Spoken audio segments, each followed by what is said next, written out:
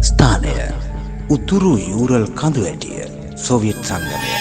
වර්තමානයේ රුසියාව දිනය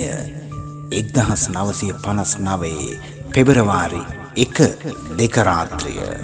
වින්දිතයන් යූරල් පොලිටෙක්නික් ආයතනයේ පළපුරුදු කඳුනගින්නන් 9 දෙනෙක් නායකයා අවුරුදු 23ක් වයස ඇති ඊගෝර් ඩැට්ලෝ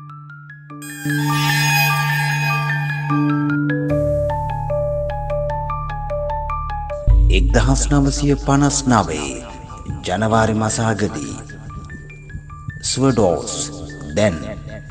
යික්ටෙරින්බර්ග් හි යූරල් පොලිටෙක්නික් ආයතනයේ පළපුරුදු කඳුනගින්නන් 10 දෙනෙකුගෙන් යුත් කණ්ඩායමක්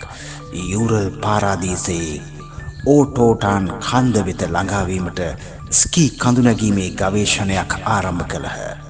ඔවුන් සියල්ලන්ම තරුණ දක්ෂ සහ